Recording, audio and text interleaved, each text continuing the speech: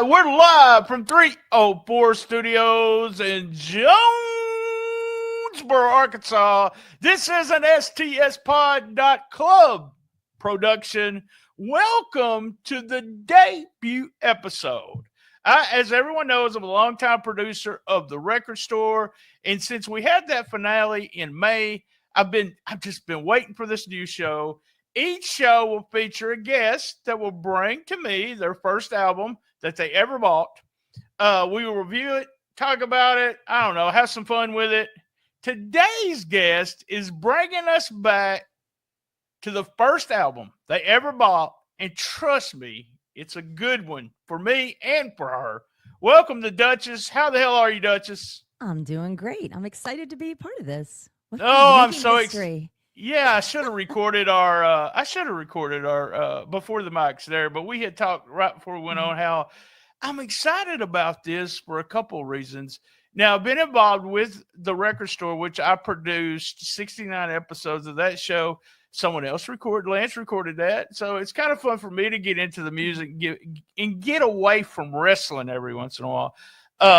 It'll have similar format, like we'll go for a certain amount of time, and with albums we're able to go with side one, and then go to commercial break. We'll come back, we'll do side two, but we'll talk various things. Tell everybody, and I'm just so excited about it. It's so funny how excited I was when you told me what this album was. But tell me the album that you brought with us. So I'm way back from the late 1900s, so back in the previous century. So this album brings me back. So I got this is part of my 8th birthday. It was a birthday party with this. So the album I brought is the Grease soundtrack. Oh, mercy. This, and I'm not going to reveal my first album. I probably have revealed it on a record store that I guest hosted on. I think I did, but I'm going to wait because I've been contacting all my friends, my childhood friends, and saying, hey, you've never did a wrestling podcast with me. Why don't you do the new music podcast? And I said, what was your first? Because I'm getting kind of a taste of what their first. Right. One of my longtime friends said the same album as his first. Yep. That was my first. So I'm excited. I told the wife this morning, I said, yeah, I'm bringing him on because then I'll be able to tell everyone that was my first album. Oh, you shared your first together. How Yes, nice. very much so. It's always a momentous Wait now, Duchess. Don't get album. Now that's for the album. Patreon. That's for we'll talk about that on Patreon. Oh, okay. You brought the Grease soundtrack. I did, yeah. I am a huge fan of this movie, of the soundtrack. It probably, as I was saying, it probably was the second or third album I bought because it's in the same year. And I've talked about this. 1978 changed me completely. I started watching wrestling. I started going to wrestling on a regular basis with my mom. I was really big into music. So I remember what album I bought, and I remember this Grease. We were going to movies, was going to wrestling. It was a lot of pop culture started happening, and it kind of shaped, I'm a huge wrestling fan, still listen to music on a regular basis, but a lot of stuff happened when I was 12 years old. So there you go. There's no telling what else happened. Well, this was my 8th birthday party. The 8th birthday party. Well, my first question. Yeah. My first question was, why did you choose that album? But someone chose it for you, right? I think so. I mean, there was the big hubbub of having, your birthday party, and I'm sure this was all hyped up. I don't remember. I mean, clearly I turned 8, so I don't remember the media buzz about it. But I guess my mom thought that Grease would be a great birthday party for a bunch of 8-year-olds. But I think as we discuss this, maybe that might not have been her best choice. But it's not quite themed. What you would take an 8-year-old today would not be Grease. So well, that's true. Like a Disney movie or something fluffy. Grease is a little more hardcore for an 8-year-old, but of the 70s. An 8-year-old in the 70s, a Gen Xer. This is par for the course of how we grew up, I think. Oh, very much so. I was telling I was telling the wife I went and seen Planet of the Apes as part of movie day when I was in kindergarten or first Oh my grade. God. And Heavy as hell. yeah, there you go. It's all cussing and all kinds of crazy stuff in that movie. So yeah, things change. And Grease was maybe, like you said, not a big pick for an 8-year-old there. But let's talk about the album. Here's something I did, and I didn't tell you in advance, but Okay. to me, I am so shocked when I start listening to this and start doing a little research. I had to do a little research, jot just my memories. Mhm.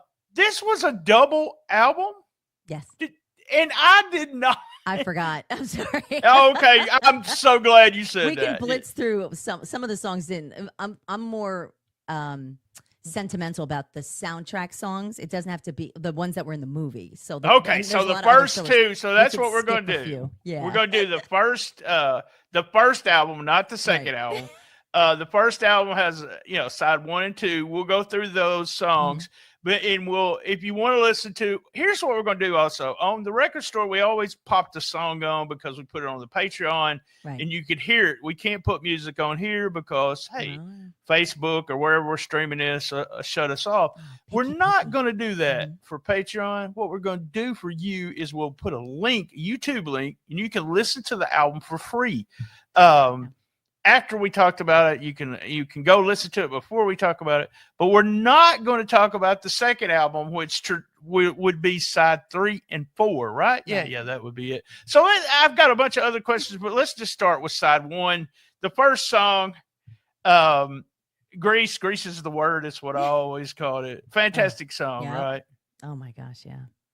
I just absolutely. I mean, you can it walk. Just opens up with like, Yeah. Like, yeah. You're just so jazzed up to hear it. And I mean, I got the album, later on when they dropped it, and I just played it nonstop. I'm sure my mother wanted to break it to the point where stop playing this, but it was just great. I loved it. Now, when we say album, we do mean album. Okay, that's one of my questions. Record, all right, yeah. awesome, record, awesome. So, you got this on an album and pops, and I love that. I know somewhere down the line, the person that I talked to is going to say, "What the hell's an album?" I got this on CD, but it is one of those things that I guess right before COVID, they had one of the best years in albums they've had in a long time. So it's back. Yeah. Grease is the word is a song. To me, is one of those songs where you just run around the house. If you hear it during the day, you will. When you're getting ready to go to bed, that earworm is still there, and you're going, "Grease is the word, is the word." Frankie Valli, and it was written by Barry Gibb, so one of the Bee Gees. Kind of a trivia That's why there. It's catchy. It's not like they didn't know how to write a song. Yeah, I know it. Yeah, Frankie Valli, like the kings of the '70s, so they kind of knew a good tune when they had it. And he had that smooth voice too. Frankie Valli did. Wonderful. What I found, this first side 1 of the album, is only 15 minutes and 22 seconds. I was like, that's not a lot of 2 records. Yeah. I was like, all right, the second song, second track, whatever you want to call it, was Summer Nights, and I'm just going to go ahead and say this was my one of my questions, but this is my favorite song on the album. Absolutely love this song. It was the side by side, like the two completely same but different scenarios of like his recap to his friends, like, because we're going to puff it up a bit and show off, and then hers being like to the girls, like very sweet. And he was 2 different characters, because the guy's got to be like, oh, of course, we did this and we did that, and the girl, and then the recap for Sandy's like, we held hands and we walked by the beach, and he's like, I did it, and it's not, again, it's based in the 50s, so it's very, the whole like morality and not being the easy girl or that kind of thing was not acceptable. So right. We're still doing like poodle skirts and saddle. I actually love the song. Yeah, I gotta tell you, here's my story about Grease, and I didn't know where I was going to put it in, but this is a perfect place to put it in. I knew the movie was coming out. I was big into pop culture or some kind of movie magazine I would get, and they were talking about Grease the movie. Had no idea it was a musical. No idea whatsoever. You're like, oh. But here's the cool thing. All right, so the play is the same. It talks about what happened in the summertime, blah blah blah, and then we get the whole story. The original play. This was from an original Broadway play. The book, I bought the book rack in Arkansas, Blah, Arkansas. Shout out to the book rack that doesn't exist anymore. I bought the paperback. I wish I still had it because guess what, Duchess? Tell me. I know everything that happened that summer. Oh. Yes, there's a whole section. Like a pre-chapter of like yes, the summer? before. Oh, it's not just a pre-chapter. It's like a fourth of the book. And so I go into the movie theater. You know, the movie's coming on with Grease is the word, Grease is the word. And I'm like, yeah, that's a cute little theme song. And then all of a sudden they start talking about summer nights and what happened in the summertime. And it's a song and it's a dance. And I'm like, you know, my mom... yeah. I said, what happened to the summer? And then my mom's like, do you want to stay for this? And I really did not like musicals, but I was just so, I don't know. Olivia Newton-John, John Travolta, huge John Travolta fan at this time. I loved him on Welcome Back, Kotter. So he was just cool. So cool. What was his character on that? Vinnie Barbarino. That's it. Oh my God, I should have known that. Yeah, I was young though. I don't think I've seen it on reruns, or just when they reran it like in the 70s or 80s. But I don't think I watched it when it was like. Go back. He's my mom will tell you. Then. Yes, so funny. My mom will tell you. If you mention John Travolta to this day, that she picked him on that show to be the superstar. But she wants everybody to know that. So you said it was a birthday. It was your 8th birthday. You remember anything else going on when this album was bought in your life? Honestly, I don't. I just, like my summers were at 8. My parents worked, so I was at summer camp. So this was like, it was just par for like it was a big event because we always would have, my birthdays would be like pool parties because my birthday was in the summer. My birthday was like 3 days before Grease opened. So that kind of worked. Yeah. And so it was my mom took me and a bunch of my girlfriends, my little 8-year-old friends at the time, to see this very inappropriate movie. We had to drive far to a big theater to where it debuted. So I remember that. But I don't remember much pop culture wise outside because I was more of an 80s girl. But when I look back, there's things I know of. So I'm not. And was it? Just one of my questions I put down. Did you feel like it was so cool to get this album before the movie and everything, or was it after you listened to it was like, I don't know if I should be listening to this kind of thing? Oh no, I just loved it. I had no concept of what some of the double entendre or the lyrics meant. And then when I'm older, I'm like, my mom took me to this. I'm questioning your judgment right now, Mother. Like, what? Why would you take 8-year-olds to this? But I don't think she knew. We went to see. We didn't go see this, but we got it in when the VHSs got popular. We watched movies. Me and my mom watched about 4 movies every weekend, and we watched I Spit on Your Grave together. And you'd watch with your mom. Yeah. I had to get up. My mom was a horror fan.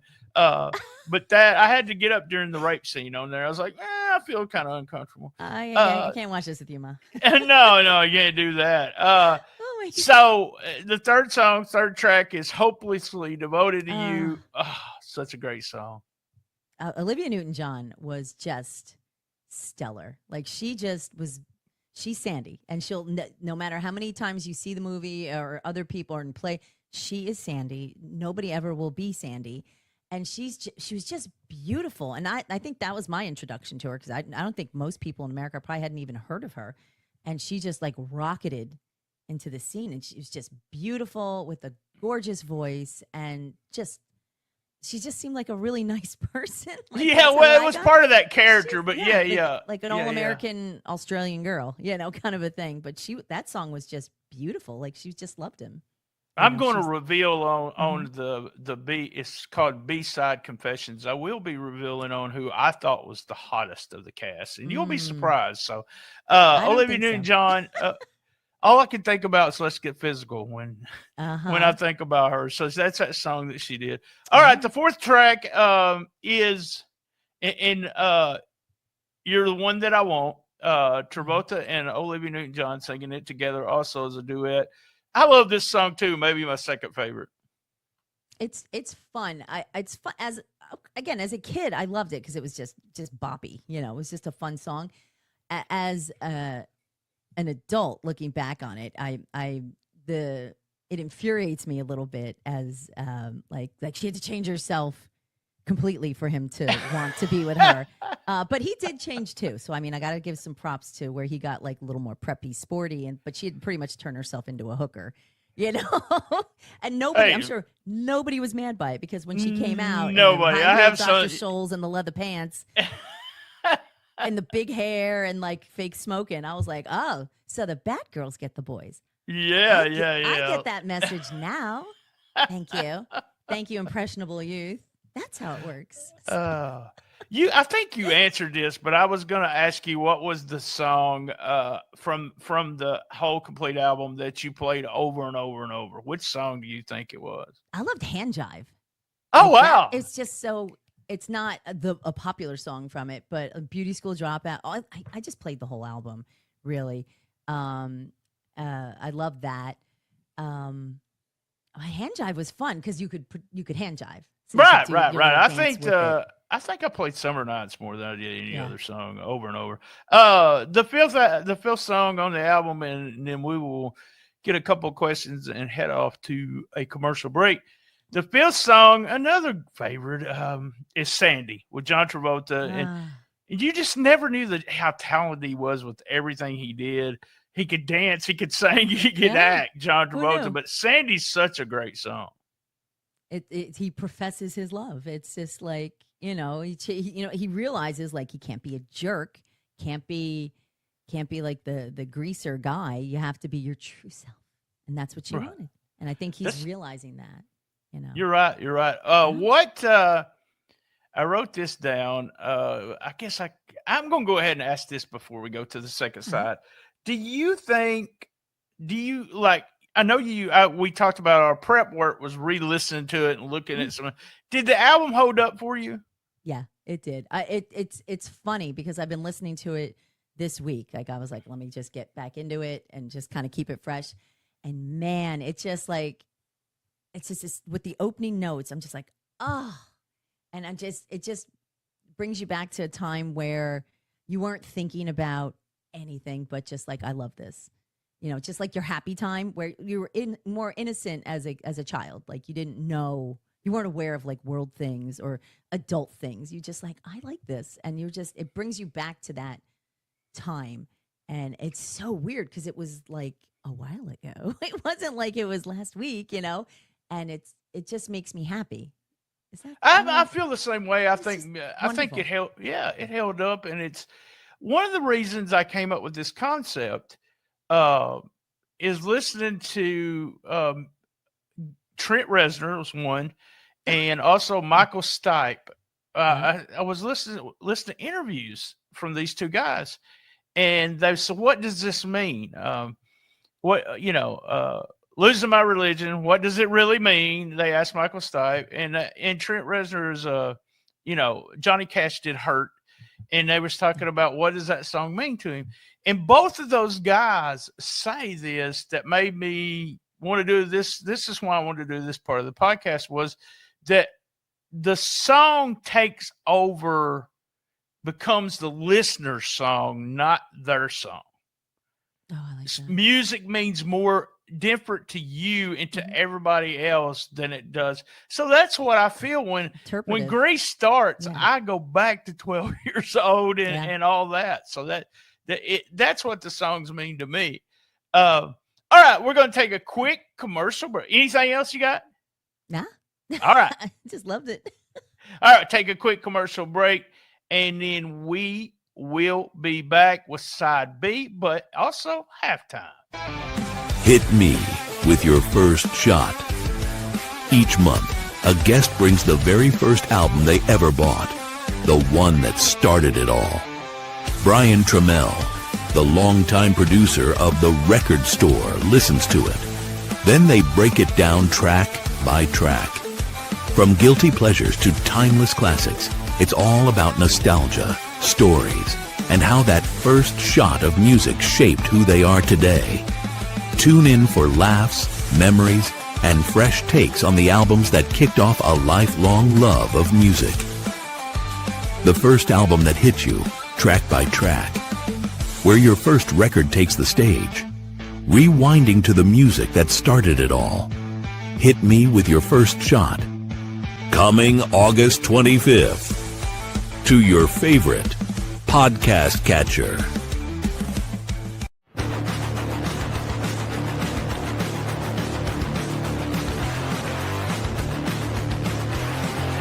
Wrestling fans, are you ready?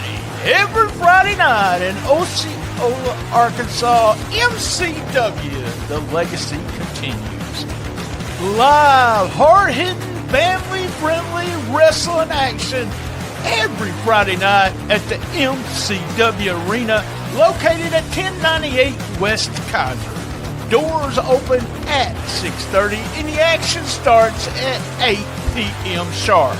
Don't miss your chance to see the stars of MCW battle out in the ring, rivals, drama, and slam-packed action. Following wrestling superstars are appearing: Chase McCoy, C-Money, L.A. Hustlers, Party Factor, Isaiah Wolf, DJ Cash, J.T. Williams, Galen Ray, Serpent, 187, Luke, Justice, and many, many more. Here's what I want you to do. If you have any questions, I want you to search Facebook for Osceola's Mid-Southern Championship Wrestling. All ticket information, how to get your ticket, what time the show starts, everything right there on Facebook. All tickets are on sale right now. Be there! Friday, September 5th, meet Buff Bagwell live at the Dyer County Fair. Saturday, September 6th, don't miss Wrestling Night with the Memphis Redbirds. Friday, September 12th, Memphis Wrestling returns to the Lauderdale County Fair with free admission. All tickets are on sale now. Get yours right now at memphiswrestling.tv.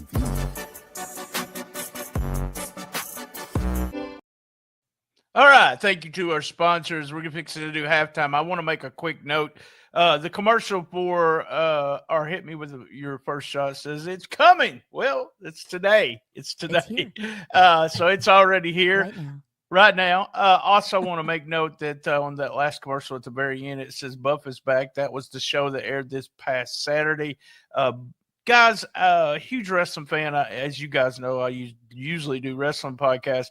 But this is a people story, feel-good story. Here's a guy who's had pain in his leg for I don't know how many years, and they had to amputate his from the knee down. And he talks about how great it is to be pain-free. And he made the first wrestling appearance on TV this past Saturday. And I want to tell you, this might have been the first time I ever watched Memphis wrestling that I almost cried. So it's good to see someone like that. And me and Buff are about the same age, so him being in pain for so many years and it's led to a lot of problems as everybody in pain. All right, let's do a quick halftime.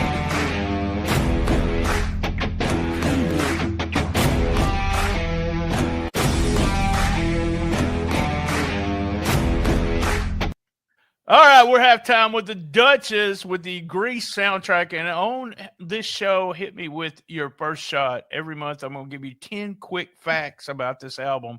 And just stop me anytime you want to, Duchess. Okay. Mega seller, Grease soundtrack sold over 28 million copies worldwide, and it's still selling copies. It's crazy. Crazy. We talked about Barry Gibb. His Tuts, the funky little track Grease, was written by Barry Gibb of the Bee Gees and sung by Frankie Valli, giving it they said a kind of a disco edge. I gotta agree with that. Yeah, a little bit. That song. Yeah. Didn't think about that until I saw that. Yeah. You're the One That I Want hit number 1 in 14 countries, cementing the Danny and Sandy duet as one of the biggest singles of the 1970s. That's crazy. 14. I love this last minute classic, Hopelessly Devoted to You. Wasn't in the movie originally. It was added after filming wrapped and went on to earn an Oscar nomination. Can you imagine that song not being in the movie? No, that it's to me, it's like an integral part of that movie. Yes, because very they much each needed to have their moments of reflection, and I like that. Stage to screen hit Summer Nights was adapted from the Broadway musical, slightly reworked for the movie. And if you see a local production of it, they sometimes use that movie version. Chart topping anthem worldwide. Song swap drama. Here's some little drama that was on the music. Conway, I can't remember his first name, the actor that played Kaneki. Conaway, Jeff Conaway. Conaway. Yeah. He was originally supposed to do Grease Lightning by himself. He's in there. But he was supposed to do it, but John Travolta pushed to take the lead, and producers gave in. It was John Travolta. What the hell? One Day Wonder. I love this fact too. The finale, You're the One That I Want, was filmed in a single day at an amusement park. Olivia Newton-John, we just talked about this. Olivia Newton-John wore her black leather outfit for the first time, shocking the crew.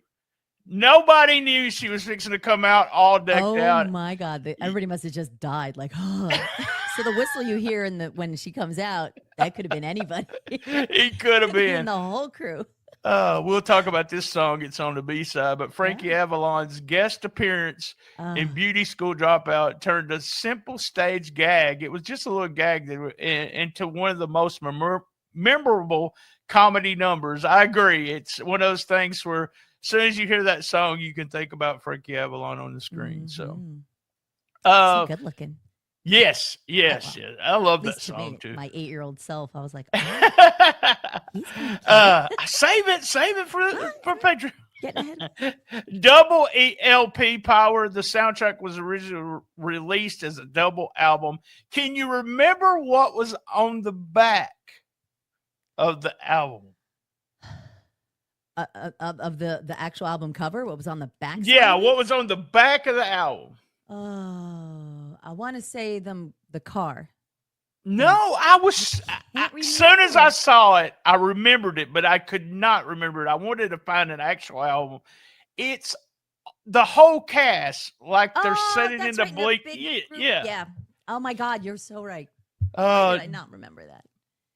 It held the #1 spot on Billboard. Very strange for a double album for 12 straight weeks. And our 10th fun fact. To this day, Grease remains the highest-grossing musical film of the 20th century, and its soundtrack is still a karaoke and dance floor staple. Can you believe that? Yes, I can. 100%. 100%. You know when it'll fade is when us Gen Xers start fading. Because when we start, because now we're the parents of the weddings and the karaoke's and all that stuff. So as we fade out, I think that will, which is a bummer. I agree. It's going to be, there'll be that section. And, I'm not going to talk about anybody because I don't go out of the house either, but people go out of the house less and less now than we used to do. So, all right, guys, that was halftime. We're going to get back to the album.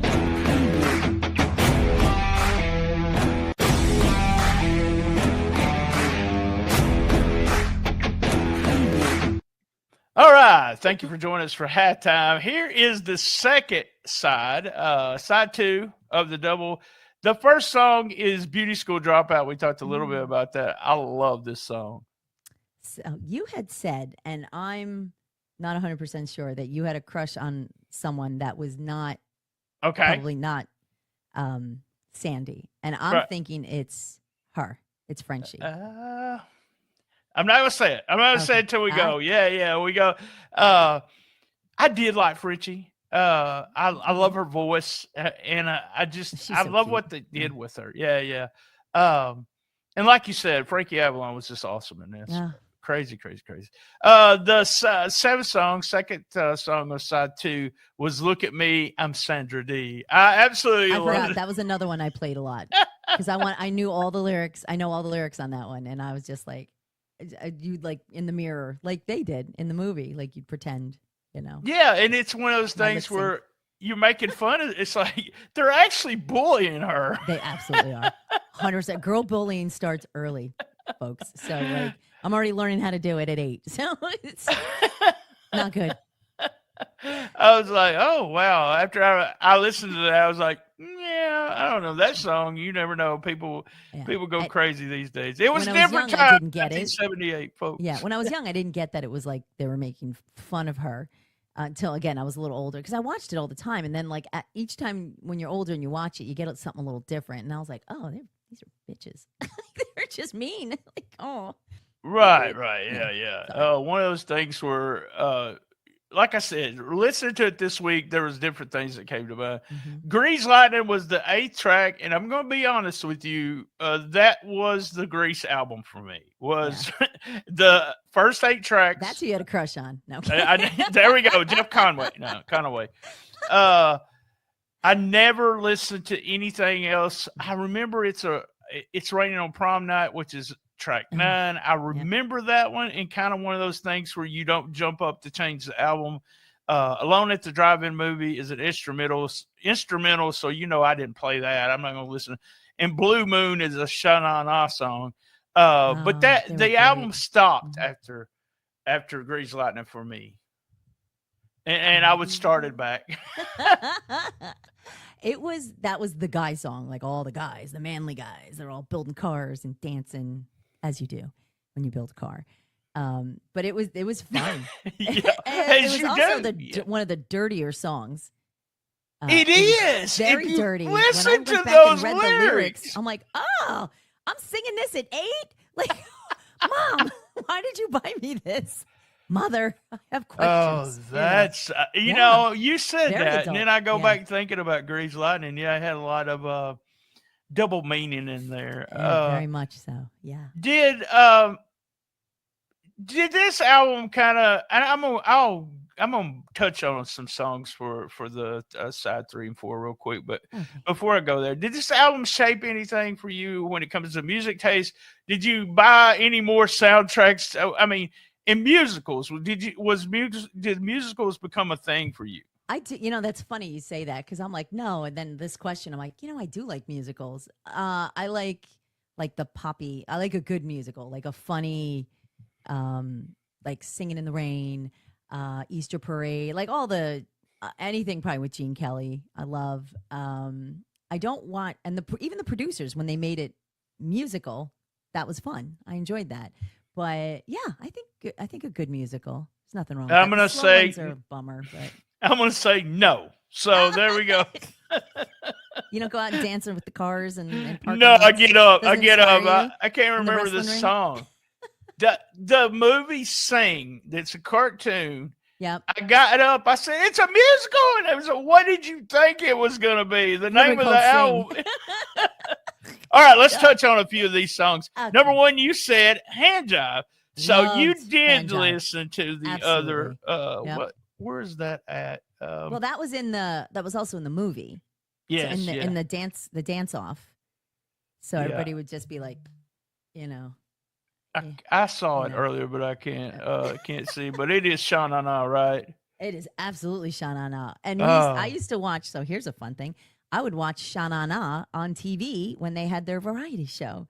So when I saw the movie, I knew that was Bowser, and I was like, it's Bowser. Like, so I recognized, people within that were branched out in other things. Here's trivia. That's the longest song on all 4 sides. Born to Hand Jive by Sha-Na-Na. And the third side is pretty much all them. So if you don't don't particularly like that music, you're not going to be listening to that kind of stuff. I'm going to tell you honestly, I don't remember the fourth side much at all. There is another version of "Look at Me, I'm Sandra Dee," and it's Olivia Newton-John does it. And then there's "We Go Together" by Travolta and Olivia Newton-John. I don't remember. And then Barry Gibb, see, they do the same. They do another version of Grease too, right? Or like I always call it, Grease is the word. So there we go. I don't remember the Sandra Dee version with Olivia Newton-John, and it might be because I wasn't actually listening to those two. I can tell you where that was in the movie. Oh wow, when? So do you remember when they have the race, and when they race at the end, the bad guy and then John Travolta, they race the cars where she's sitting watching, because she's sitting by herself watching the two guys race. I remember that. Yeah. And then at one point, that's where she sings that. It's because it's only like a minute, like it's a short. So that was like she watched that, and like that's like made her. It is. It's like a minute and 40 seconds. Yeah. For her man. Yeah. But like to completely 180 her personality, which he liked. If you remember, he had a crush on her the way she was. So when she flipped the 180. I always wish there was more to that. Like, he's like, well, I kind of liked you the other way. But since you look like a hoe, I like you more. Like, I don't know. I don't know. We'll never know, right? There you go. Sandy and Danny. I have questions. Let's go back. Let's talk about the summer. Look, I going to tell everyone what happened in the summertime, y'all. Let me see. I've got a few other questions real quick here. Let me see. There's just really quick questions. Sure. Little quick questions. Best track on the album. So I guess I answered that. What was your favorite? Well, now that we're talking about him again, I'm like, I don't know. I mean, Hand Jive was fun, but I think, honestly, I think You're the One That I Want is probably, if I had to pick the one song, that one. Mine is Summer Nights. I absolutely love Summer Nights. It's always been my favorite song on it, and just brings back all kinds of memories. What track would you skip on the soundtrack? See, me, I'm just going to I'm just skipping side 3 and 4. Yeah. That's a whole album. So what are you going to be skipping? Honestly, I probably didn't play. I'm looking back. I don't think I played side 3 a whole lot, short of Hand Jive. And then the third and fourth sides were not pivotal to me. Like, it was really the first album, the first one, sides 1 and 2 were really like the ones. Like I said, every once in a while. And then But We Go Together is on 4. So they like stuck a couple songs in. We're like, so you had to take, and it wasn't just, skip to track, whatever. You had to take the album off and put another album on, so it was like work.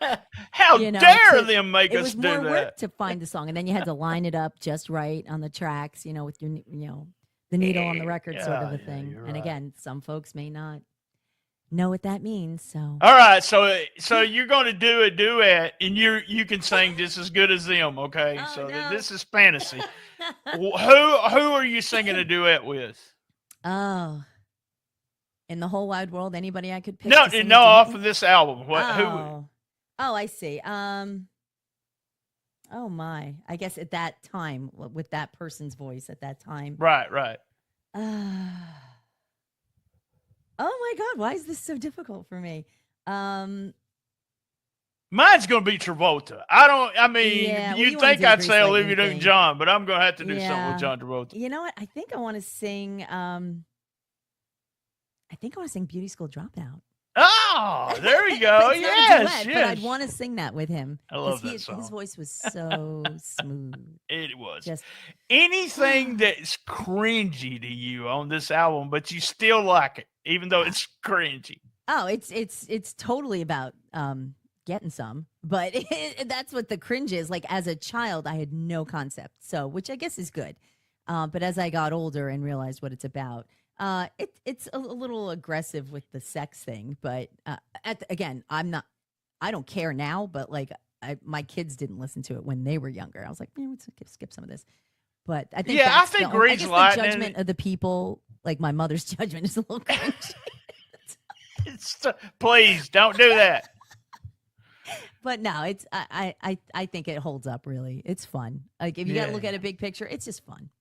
It's not teenagers. cringy to me Yeah. because nothing hardly ever Yeah. offends me. But I'm the not Grease offended, Lightning yeah. thing, just when I listened to it again this week, I Yeah. was like, wait, I mean, I don't know if I'd want my 8-year-old singing it. but right? that's Yeah, really yeah, bad, yeah. You know, but it does. There's worse things that some kids are singing. So if and half Oh, of them yes, don't very even- they much don't so know what it now. means. Yeah, So yeah, it's yeah. just like, oh, All right, so we answered this, but we're gonna go ahead and ask you again: vinyl, cassette, CD, or digital?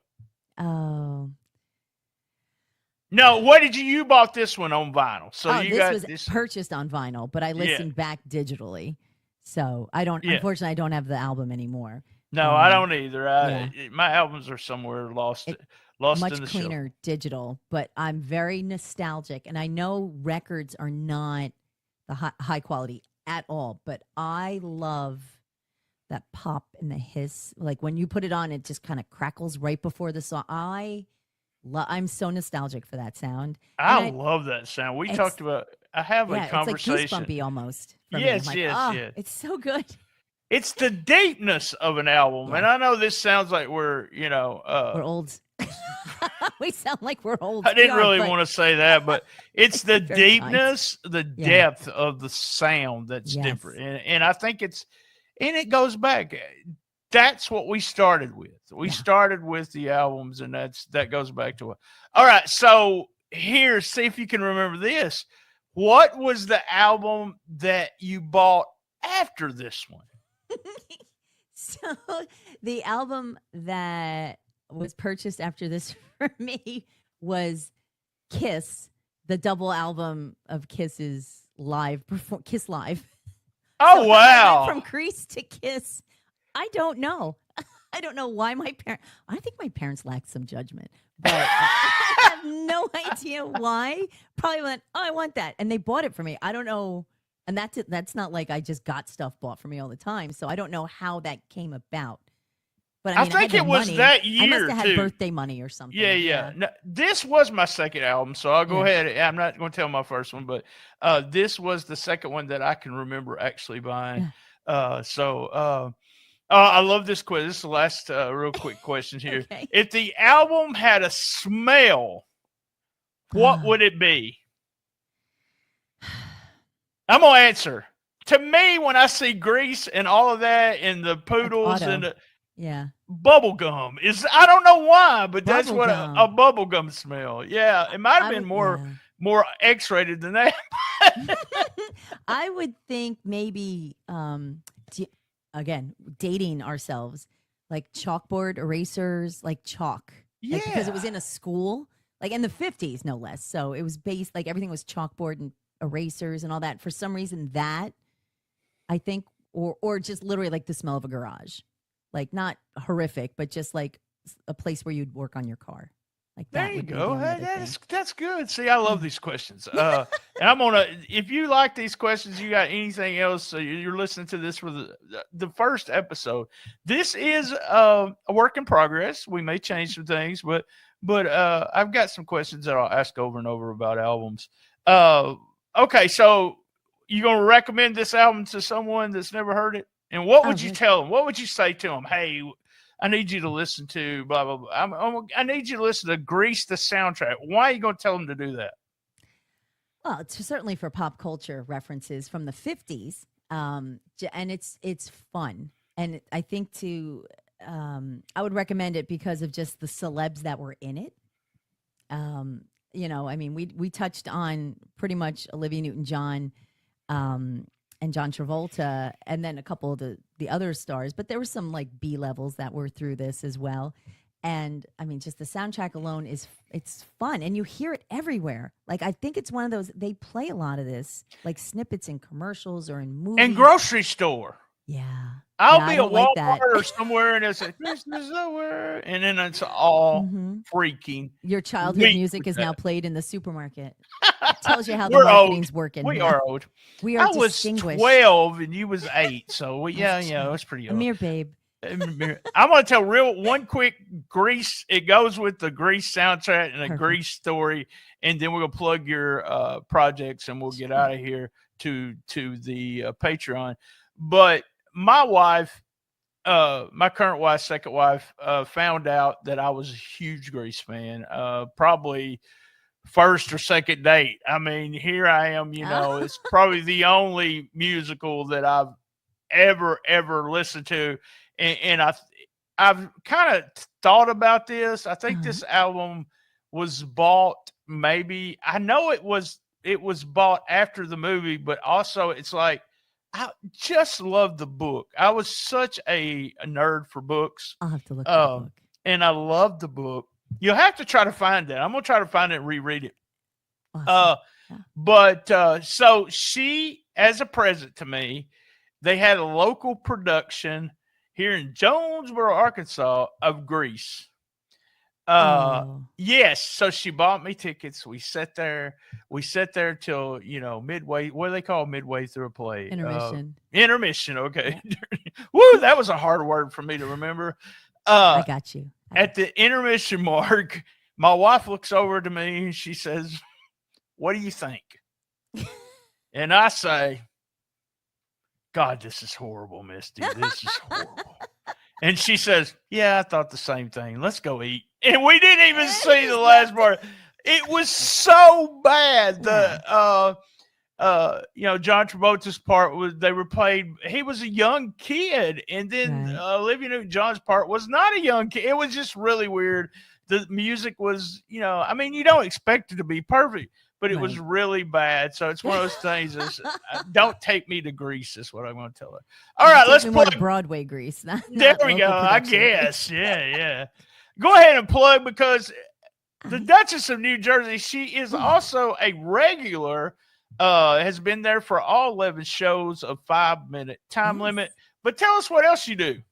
So in my other podcasting time, I am the second mic on the Boomer Bunker, which is a podcast that we live stream the recording of our podcast. So it's available, if you want to participate. We do it live, and you can catch us on a ton of different socials. So we always love when people jump in the chats, or you can download it. But all the details are at boomerbunker.com. So I would hope you would. I actually watch y'all on Rumble. Yeah. Y'all are the people that turn me on to Rumble, and I have about 4,000 to 5,000 people listen to my stuff on Rumble a month, and that just is so odd to have something you just had no idea what was going on.